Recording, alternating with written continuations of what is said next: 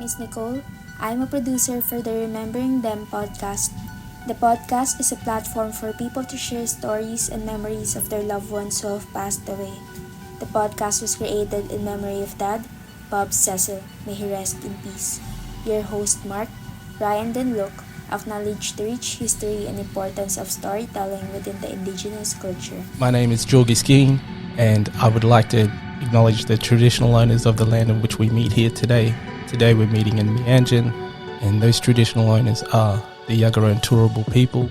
And I'd also like to pay my respects to their elders, past, present and emerging, and acknowledge my people, the Gubbi Gubbi people, and extend that acknowledgement to all Aboriginal and Torres Strait Islander people listening in today. Hello, Luke. Welcome back to the podcast. Morning, Mark. Thanks for having me, mate. Just you and I this morning. Ryan is away. Let me just find out today. Find out the reason why. Actually don't have something recorded today, but Ryan can't be with us for whatever reason. I have some clues for you, but a bit of a different one today because I don't have the exact city where our guest is from, or the particular region or state or whatever. So we're going to go for a country, and I've got some true or false for you. We're in the USA. Let's pull that Band-Aid off quite quickly. But I'm going to give you some true or false clues. I think I've got 5 here for you. See if you guess them right or wrong. So clue number 1, or true or false number 1, I should say. The United States has more coastline than every other country in the world. True or false? False, surely. Play along at home, as always. It is false. Who would you say has the world's longest? World's longest or the most? World's longest coastline, or more coastline. Yeah, either or. It has to be down here. It has to be Australia. It's not Australia. Canada has the world's longest coastline. US is among the longest due to Alaska and Island territories, but officially Canada. But you're right in saying false, if that makes sense. Yeah, give me that one. Next one, true or false. There are more bald eagles in Alaska than in any other US state. Our American listeners will nail this, I'm sure. That's a good one. I'm going to go false again. There would be a lot, I'm sure. So it's true. Okay.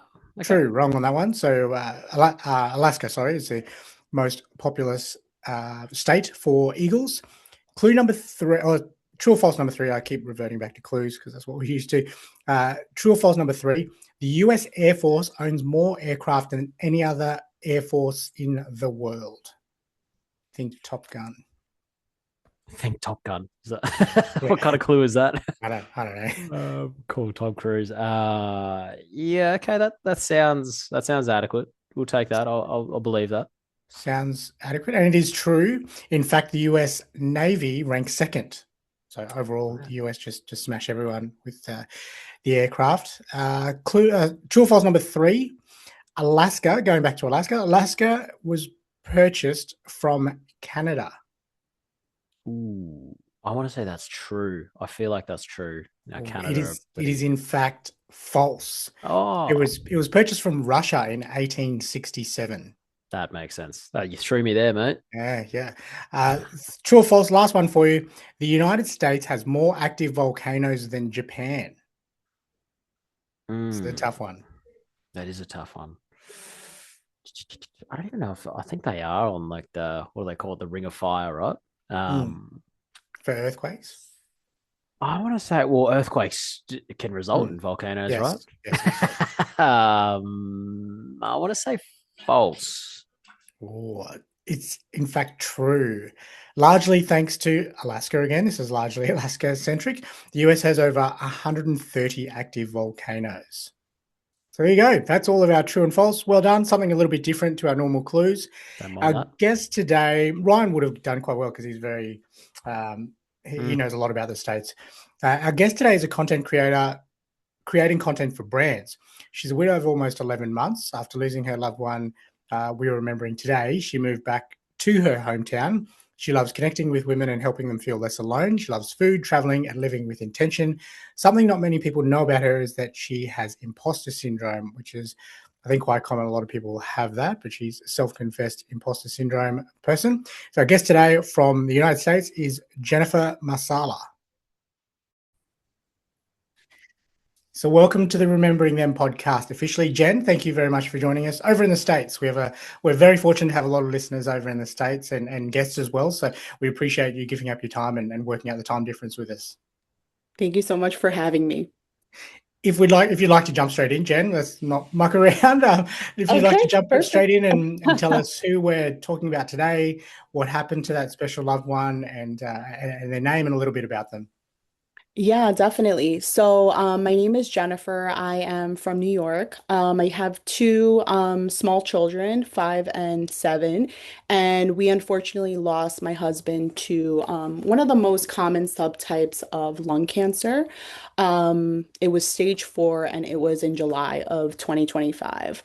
We found out in July of 2024, and it was already it already evolutionized to that stage 4 without us really knowing. So it was very silent. We didn't know much of the symptoms because I think at 34, we're not really thinking of, oh, could this happen to me, right? We see it more, right? I think now it's kind of up in the rise with the younger generation, but I mean, before this, I have family members who were in their late 80s struggling with different types of cancer. So, his name was Robert, and literally my college sweetheart. We met in college at around 18 years old. We had our first class ever in college, and it was one of those moments where I was like, this guy's very different. Like he's very different than what I'm used to. I was like that study body person, like, okay, focus on school, get my degree and get out. He was more of like, I'm just here because I need the credit and like when is it time to leave? So it was one of those types of relationships where it was like, wow, I could never see myself with that person. But in the long run, it ended up being something that I think we both needed.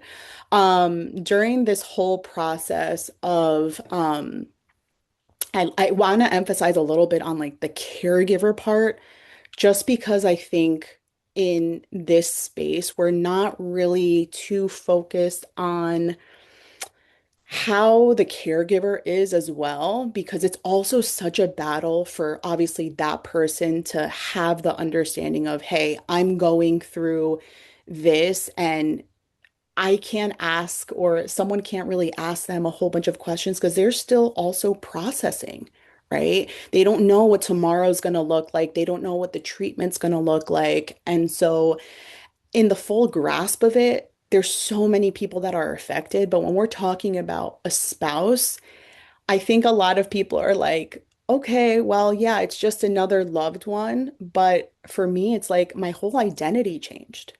It was one of those things where it was like, my spouse is the person that I sleep next to, right? Everything else could go wrong, but at the end of the day, you're always expecting that person right beside you. And that was completely taken away. And I feel like having such young kids, it was really difficult for me as the person, that was trying to be the rock, right? To really help support everyone in all angles, to explain to them and not have to lie, right? Because a lot of people shy away from that.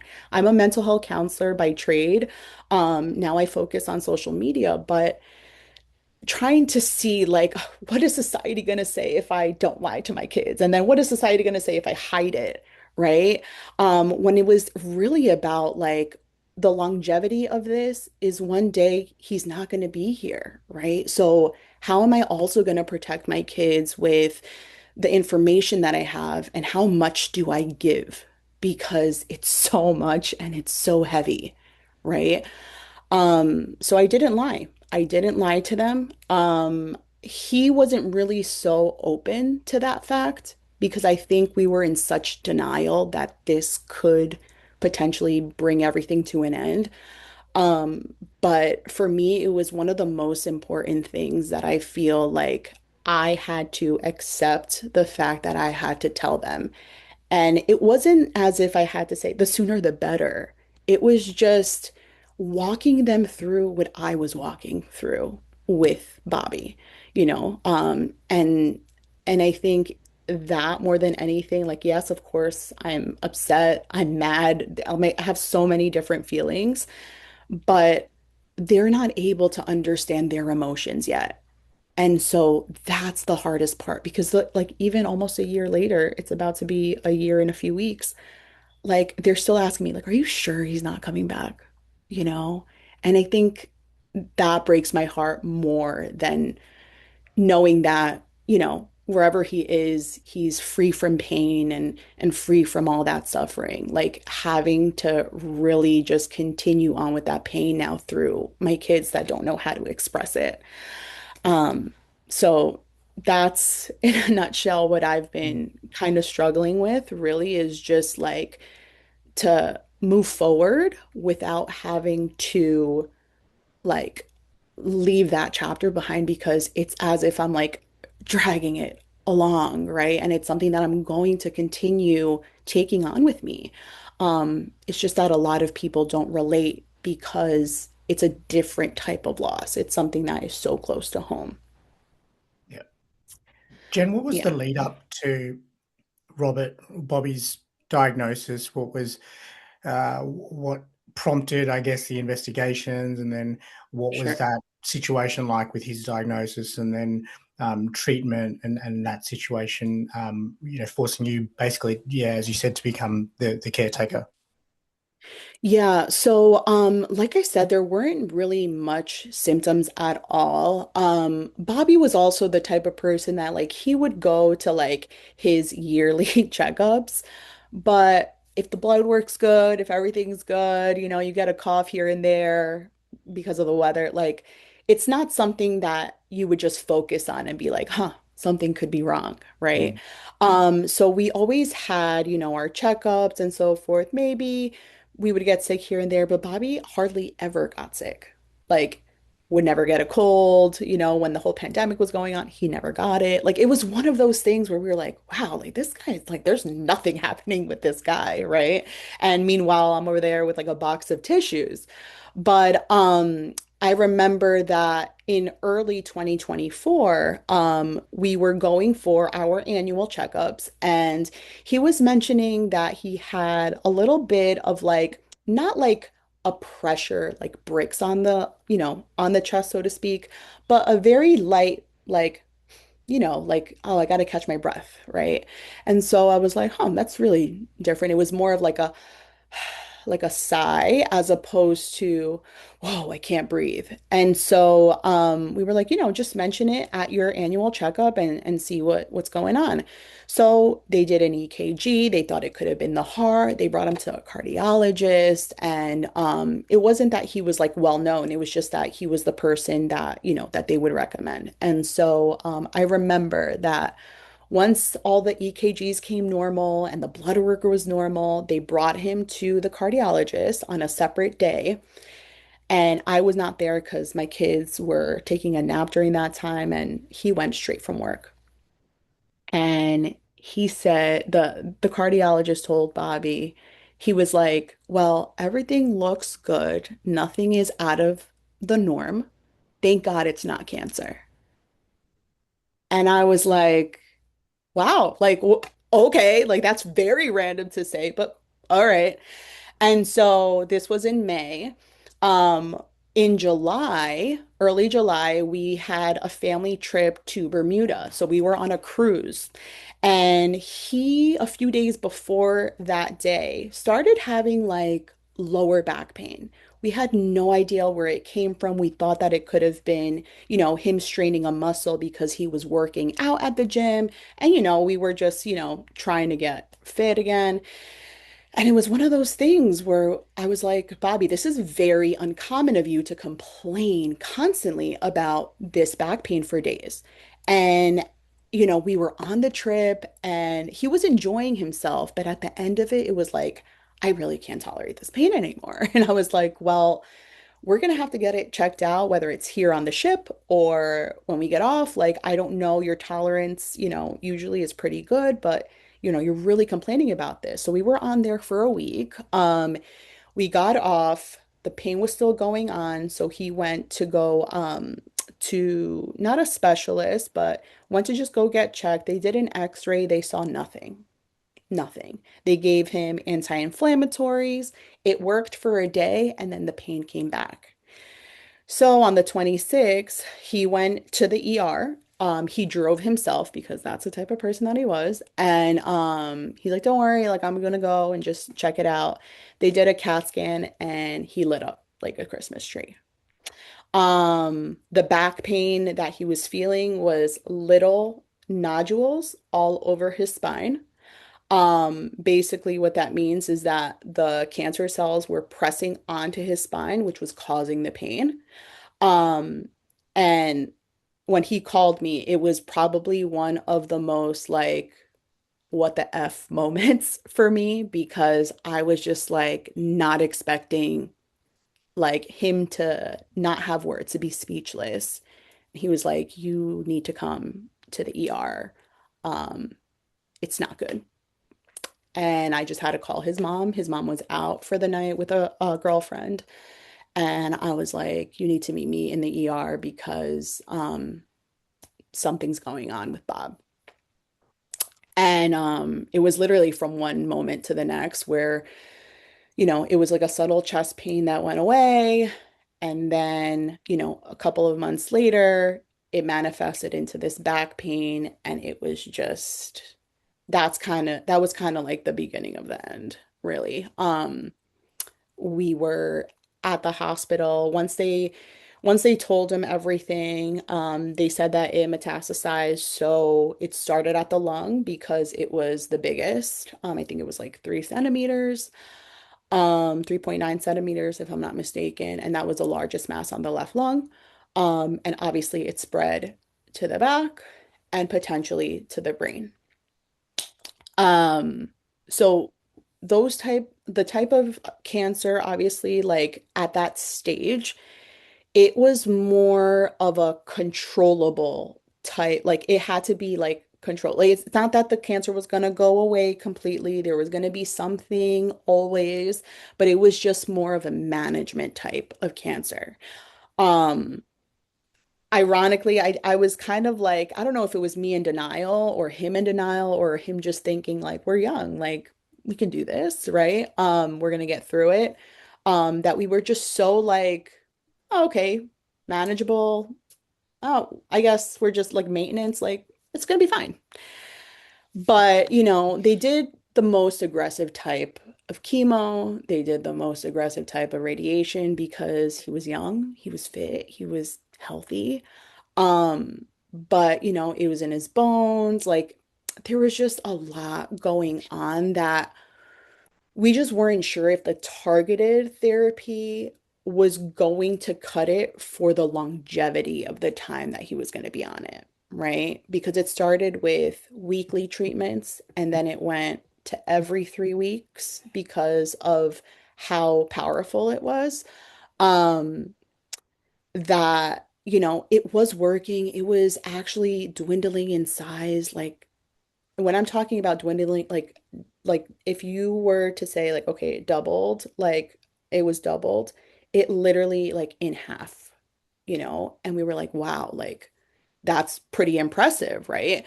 But they always talk about like this honeymoon type of stage when it does come to chemo or radiation, right? So it'll start really well, but then there's a point in time where it can cause other side effects. So for him, it caused a lot of rashes on his scalp, which ended up being like scarring and just very nasty stuff. So we were like, we can't really do that for much longer because it's affecting the skin, right? It's affecting his face. It can cause infection, and that's the last thing you want when you are going through some sort of cancer. So the treatment plan, it was 4 treatments every 3 weeks. That ended up working until they were like, hey, it's affecting the skin, and he was on anti-inflammatories. It's crazy because as somebody who is caregiving, um, I had to really advocate for him.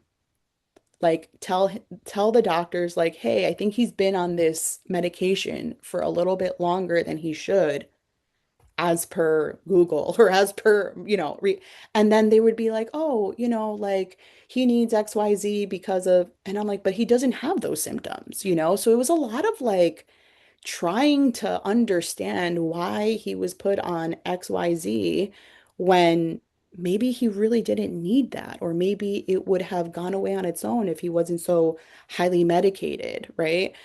So it was a lot of trying to figure out, and at the end of it, it was very stressful just having to be that advocate for him when I think he was scared, I was scared, trying to hold my house afloat with the kids and, hoping that every decision that we made was the best one to keep him a little bit longer. But Yeah. yeah, that's kind of how it went.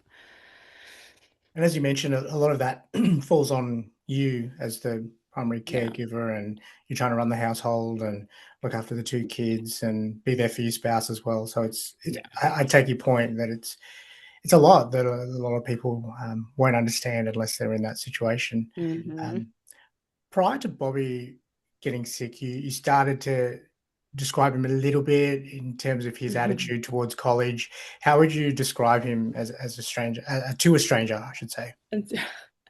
He is like that person that like makes the impossible possible.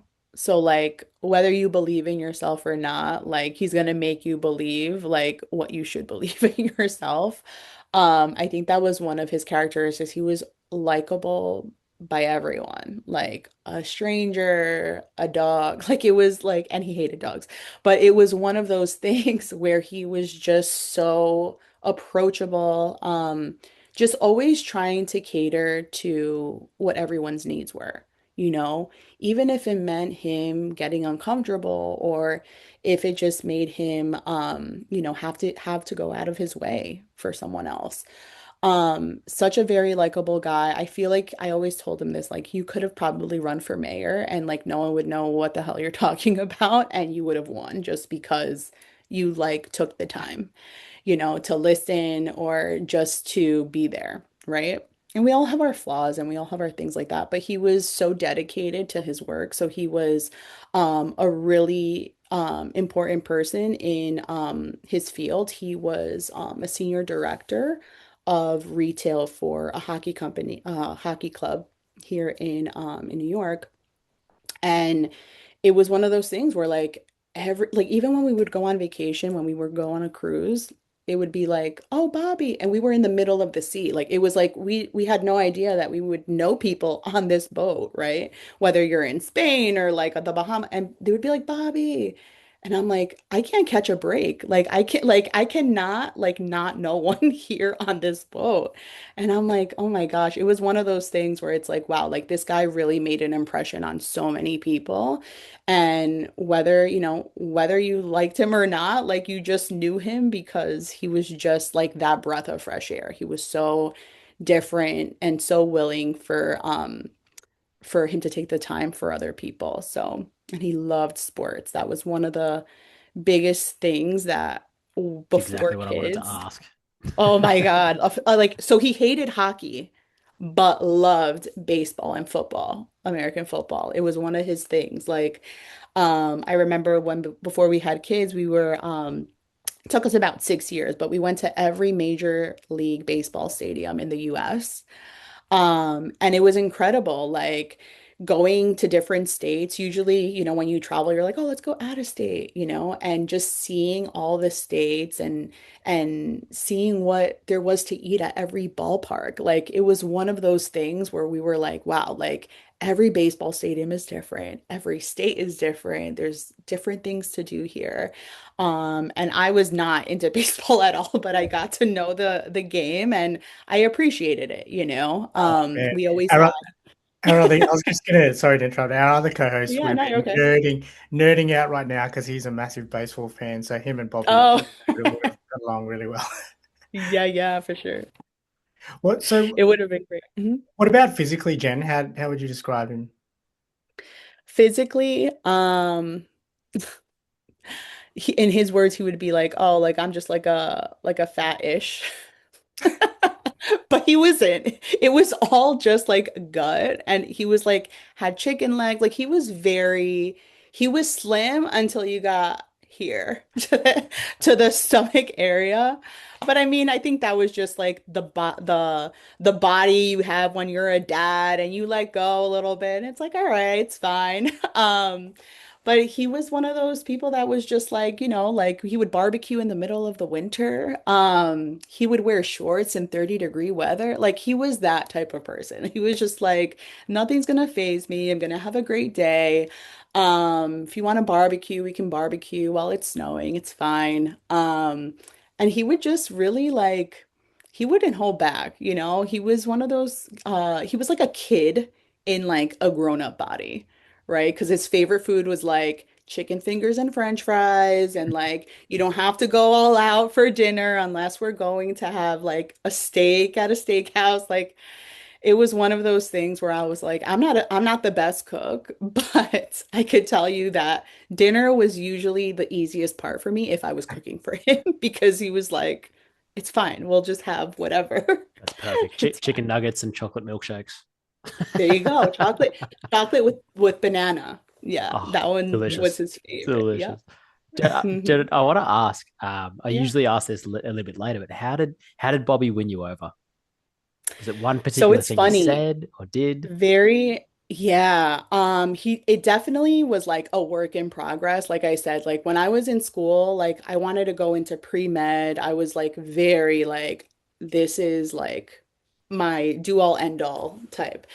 And along the way, I was like, you know what? Like, I feel like pre-med is very like, let's write a prescription and like send you home, right? And I am not that type of person. Like, I am the type of person that's like, I want to be in the trenches with you. Like, let me hold your hand and walk you through. So I ended up being a psychologist when it did come to that program. And then I branched out to mental health. So I was working with children and families and it was a great experience just really helping nonprofit organizations, which was just something that is still so close to my heart, even though I'm not practicing it right now. But again, like he was focused on like, let me just get the grade and leave, right? And I met him at that point in time in my freshman year. And then once junior year came, I was the person that went to study abroad. So I was like, I'm gonna go overseas, go to Paris, I'm gonna go to Rome, I'm gonna go to Spain, and I'm gonna not just have the time of my life, but I'm also going to, do what I have to do. And so when I came back my junior year, he went from being in like a basketball jersey, like just very crazy looking, to suit and tie because he had an internship at Madison Square Garden. And I was like, what happened? Wow. Like, what happened to this guy, you know? So I was just like, I was waiting for my class, and all of a sudden he's waiting for his class on the same floor. And I was like, aren't you that guy that used to wear a Tracy McGrady shirt that was probably like a double XL on a small like body type? And he's like, yeah, like that's so crazy. Like, I remember you, Jen. And I was like, that's very funny, you know? And it seemed like I forgot about who this guy was because he wrote on my Facebook wall the first day after school that we met each other. He was like, "Oh, you're that girl from my Discover New York class." And I completely forgot about that. That was like 20, like I think it was like 2018 or something like that. And I was like, this guy's really like, I don't even know, like very stalker type. So I ignored it, clearly forgot about it because of that whole like Jersey ordeal. And then I was like, oh my gosh, like that's actually the guy that wrote on my wall that I was freaked out about, And then we just kept seeing each other. I think it was like Monday, Wednesday, or something along those lines, that same time because we were waiting for our class. They were different. I think I had math and he had some business going on. Um, and it was one of those things where he's like, oh, like, whatever, just getting to know a person like, oh, like, so do you live on campus? Like, what's your favorite candy? And then like he would bring like the Twix bar and be like, oh, like if you want a little snack later, you know? And I'm like, okay, very weird, but I appreciate it. I'm gonna go ahead and have my Twix bar. And yeah, it would be like little notes like, have a great day, you know, and I wouldn't really think anything of it. Like, I am probably the worst when it comes to like seeing the signs. And yeah, like one day he asked me out. I felt so bad because I did not want to go. I was like, I don't know what this guy's intentions are. Like, you know, keep giving me the chocolate, but like, just chill out right there. And I decided, I was like, you know what? Like, let me just, this is very friend zone. Like, I don't see this going anywhere. And it was just very like his charm, like remembering things, listening instead of just like going off on a tangent with conversation. Um, and yeah, I said this would never happen, and then it happened. 2 kids later, a house and everything. So he's a Yeah. little bit stubborn, Bobby. Oh Didn't yeah. take no for an answer. Oh no. No, it was either his way or no way, You for made him sure. work though. You made him work though. How about Yeah. as a dad, Jen? How would you describe him as a dad? This is a paid partnership with BetterHelp. Hey Luke and Ryan, life gets heavy sometimes, especially when grief hits. For me, that weight often shows up as anxiety. Yeah, it's not always one big thing. Sometimes it's just life piling up, work, relationships, trying to hold it all together. Suddenly, I'm anxious and don't know why. Totally. I used to think anxiety meant panic attacks, but for me, it's more like overthinking every choice or feeling like I'm never doing enough. And it can even hit on good days. Out of nowhere, I'm spiraling over things that haven't even happened yet. It's easy to feel alone in it, but you're not. That's why we're talking about our paid partner, BetterHelp. BetterHelp connects you with credentialed therapists who can help manage anxiety and more. Most people go to BetterHelp for anxiety, and 69% feel better after just 6 weeks. Getting started is simple. Fill out a quick questionnaire and get matched with a therapist. If it's not a fit, you can switch at any time. Their support team is super responsive, and with over 7,000 reviews and a 4.3 Trustpilot rating, it's a platform you can count on. So let BetterHelp help manage your anxiety so it doesn't manage you. Click the link below or go to betterhelp.com/rememberingthem for 10% off your first month. Man, as a dad, it was, and I'm gonna get emotional with this, because it involves my kids, but it's probably the best dad that I could have ever seen for myself because I didn't have a present dad. Um, he kind of healed my inner child. So not having a present dad in my life and my brother's life and seeing how he was with my kids, it was like, this is what a dad's supposed to be, you know? This is what you would expect when you bring life. Um, and the kids were obsessed with him. Like it was like, you know, even though I have my spunky daughter that he will tell you is just like me. She was attached to me. It was like all these things, but like she would always keep her eye on him and it's like, oh, what is dad doing? Like, you know, what like and I'm like, why don't you go check? You know, and she would always just go to him when she wanted something and he would always say yes. Like it was that, you know, like just always trying to give them whatever it is that they wanted. And I would always be that person like, these kids are going to be so spoiled. Like you can't just give them everything that you want, you know, or everything that they ask for. So I was the bad guy, but he was just like, I just want to see them happy. Like I just that's all I want, you know? And it really was amazing to just see him in that light because I think it was in that moment that I was like, wow, like I think he knew that he would be a good dad and he didn't have a dad present in his life either. So we come from single mother, you know, households and just seeing how, you know, you don't have to become that victim and be like, oh my gosh, because I didn't have a dad that I'm not gonna be like he embodied, like I think like his purpose in life was to be a dad. And like he took that very seriously. Yeah. Hmm. That's cool to reflect on. What about some of Mhm. your favorite memories of Bobby maybe just you and him, pre-children, and then maybe as a family, some fond memories that you have? Yeah. So I've always been the type of person that like very spontaneous. Like if you say like, oh, let's go away for the weekend, I'm like, oh yeah, like what time, you know? Whether it's to plan it, I'm not a planner. So it's like you tell me to show up at 8 a.m., like I'll show up wherever I need to show up. But he was that person. Like he was the planner. He was the person was like, okay, like we're gonna go to this place and we have like dinner reservations lined up and I loved that. Like I loved being able to just be like, oh, it's a surprise, like, you know, whatever. Even though if it wasn't a surprise, like I could have easily went ahead and Googled these things. I was just kind of in for the ride, you know? And it wasn't like, oh, you know, like we can't do this because like it was very like we worked hard so that we could live hard, right?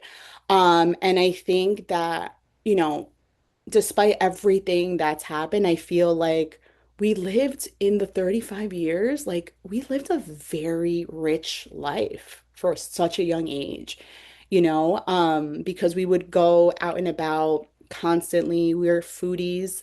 So like we love to try new places out to eat, constantly every weekend. And it was one of those things that we just really enjoyed, like not just like trying new foods, but like the quality time and like having those conversations, right? That I think many times we get lost in the sauce with social media and like all of these different things. Like that was like he was like my balance, right? Because I started doing social media in content. And it was like, all right, like let's just pause and like let's just be one with this, right? And it was great, you know, just having that spontaneity and just really like enjoying everything that we were doing with intention.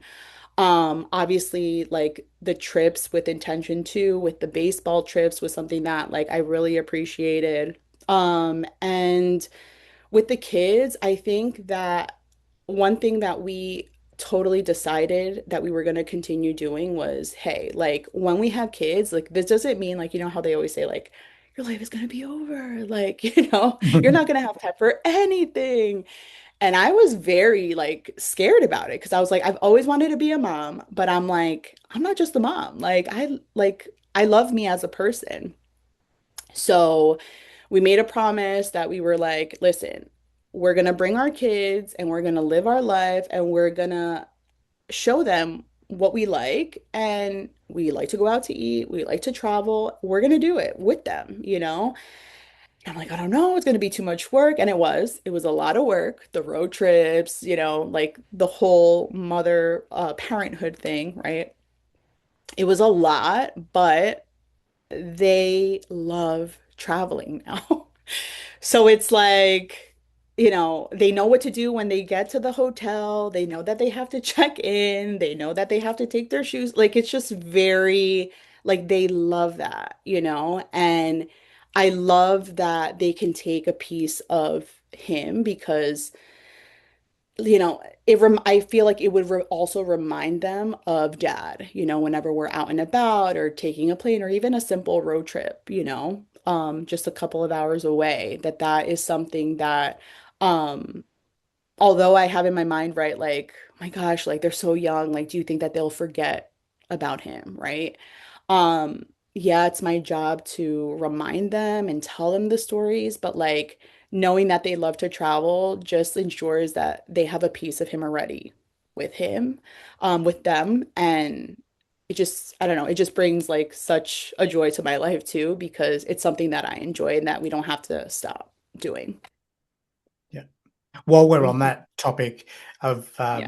having that piece of him with them, how do you, you know, a year on, plan to remember Bobby with the kids? Is it those trips? Is it something else? Is it something you're doing to preserve his legacy and remember him by?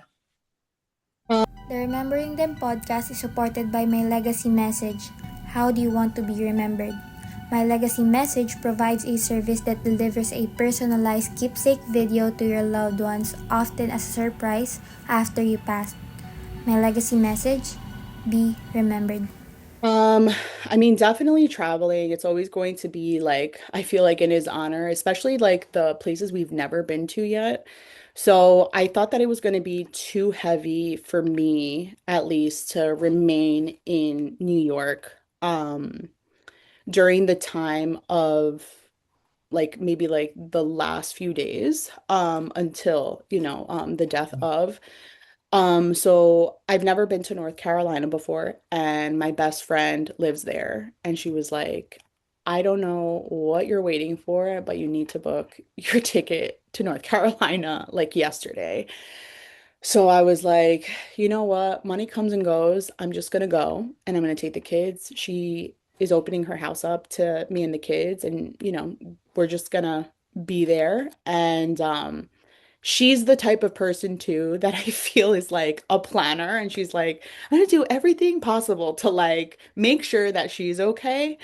And I think it's the right move, just so I can feel supported, but not just, be with my thoughts because I have them every day.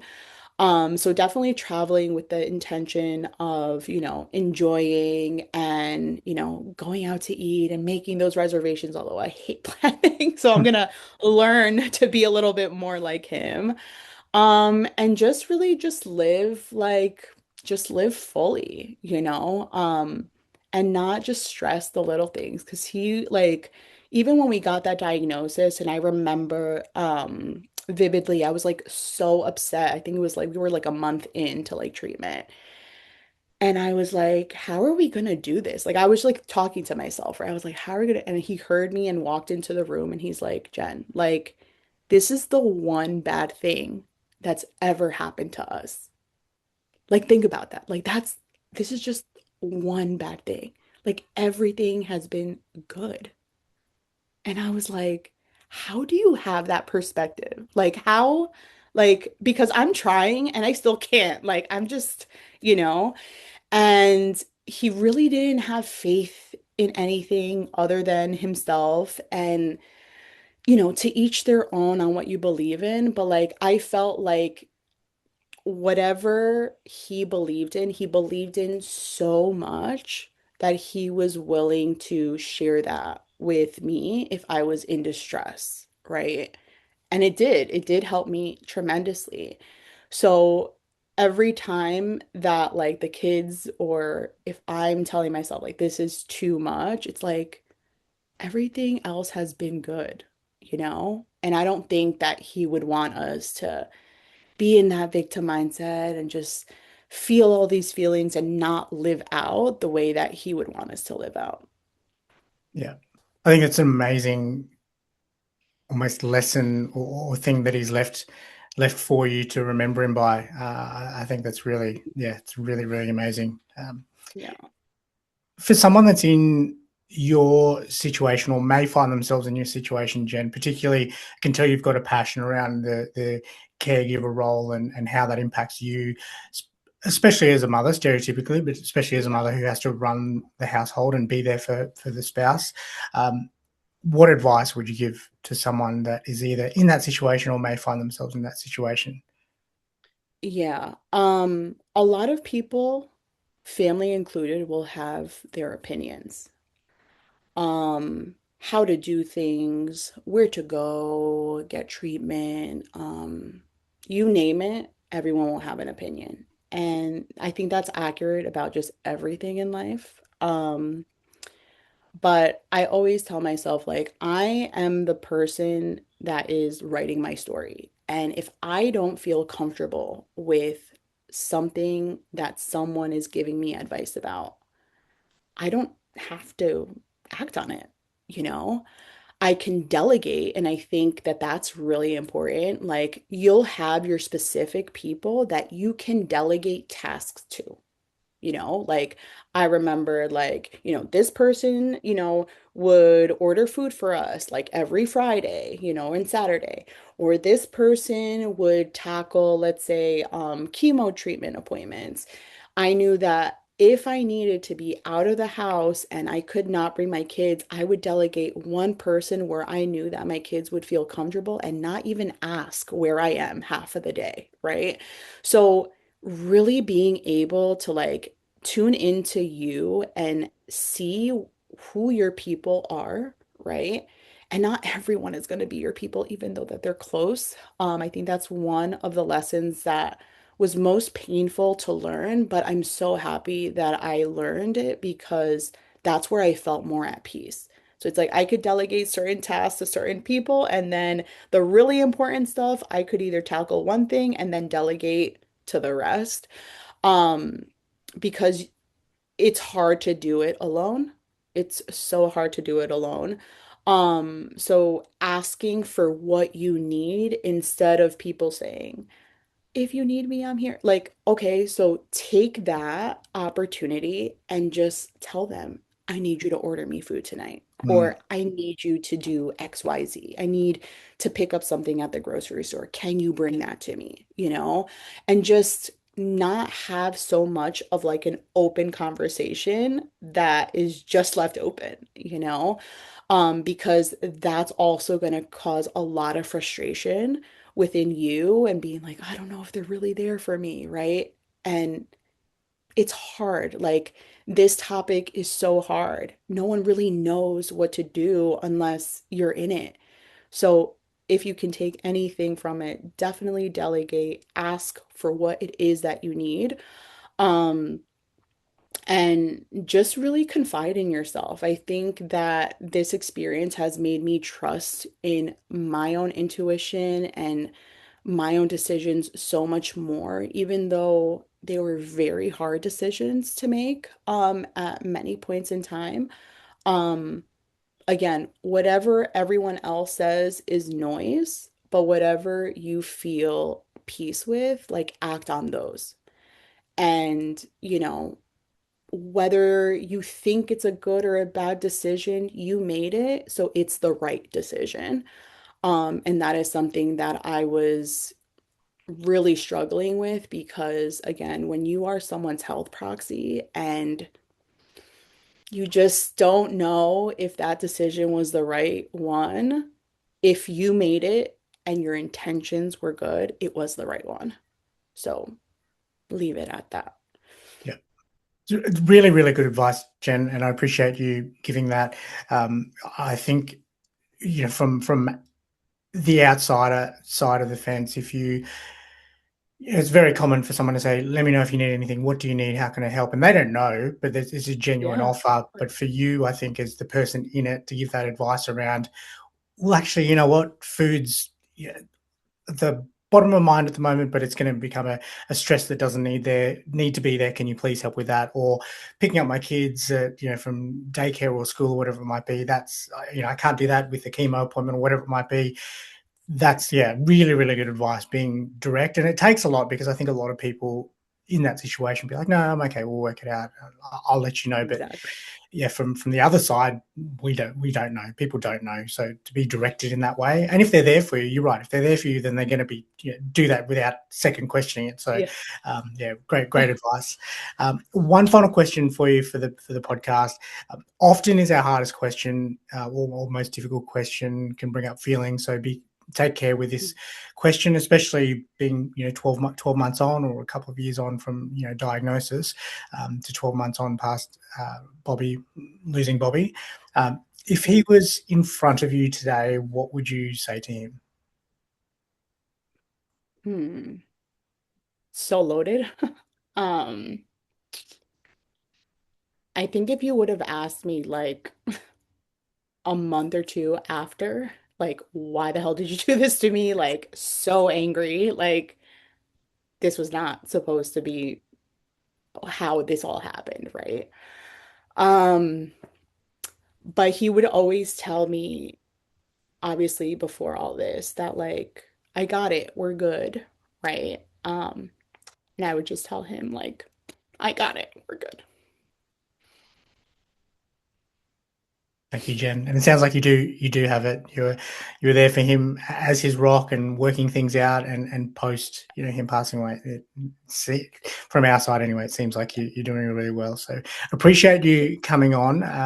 The purpose of these conversations is to help others out there that might be in a similar situation to yourself, and also loved hearing the stories and memories that you have of Bobby as well. That was wonderful to hear about those. But also, I have no doubt that someone listening to this that's in your situation will definitely take some of that advice to heart, and it'll help them through whatever they're going through. So really appreciate you giving up your time, and we're so grateful. Thank you so much. It was a pleasure. So Luke, that was Jen from New York. We found out New York State in the United States of America. It's good having her on. That was a great chat. Thank you, Jen. Thank you, Bobby. Great little segue into sports as well, which is our next up and coming podcast, I guess. But we could have kept talking to Jen for a long time about a sneaky hint for our listeners there that aren't Patreon subscribers. We spoke a bit about the NBA finals and Bobby's love for the Knicks and Jen's, of course, so their combined love for the Knicks. So it was obviously a tough situation, young love, built a family, and then to be hit like that. And Jen's obviously quite passionate about the caregiver role that she had to take on, and people not maybe understanding what how heavy that can be. So she's a great advocate for that, obviously, the way she speaks about it.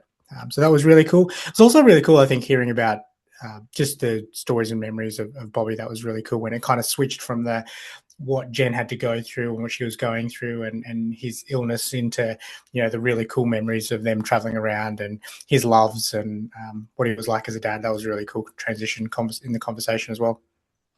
it definitely sounds like they, unfortunately they didn't have as much time as anyone would want, but they definitely made the most of it. Yeah, definitely.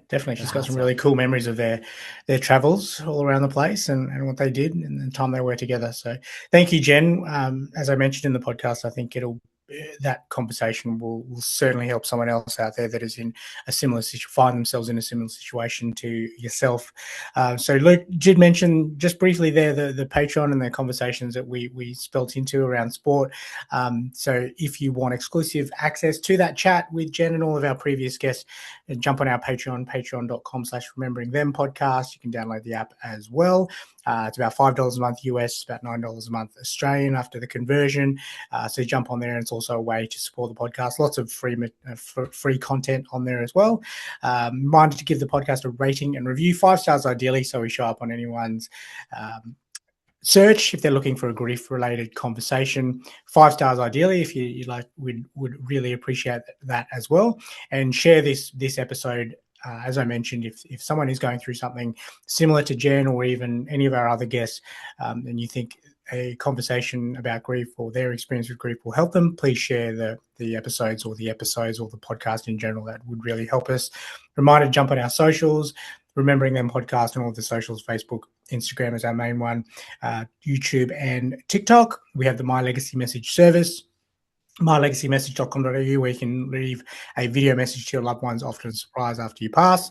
And also the BetterHelp partnership, betterhelp.com/remembering them, for 10% off your first month subscription if you need to speak to a credentialed therapist for whatever you are going through. That's it from us. Great having you on, Luke. Hopefully we have Ryan back for the next one. He would have loved that conversation around baseball. It's probably actually a really good thing he wasn't on, because it would have just gone into a baseball We'd chat. still be there. Yeah. We'd still be talking about baseball. Yeah. As boring as it is for you and I, but yeah. So for Ryan, hopefully see you next time. Yeah, hopefully he's back on next time. Thank you for joining me for this conversation. Looking forward to the next one. Thank you, mate. Until then, love you. Bye. The Remembering Them podcast is created for entertainment purposes. Mark, Ryan, and Luke are not licensed mental health professionals. If you would like to discuss your mental well-being, several resources are available in Australia. Information about these services are available in the podcast notes. Please take the time to contact your loved one today and tell them how much you appreciate and love them.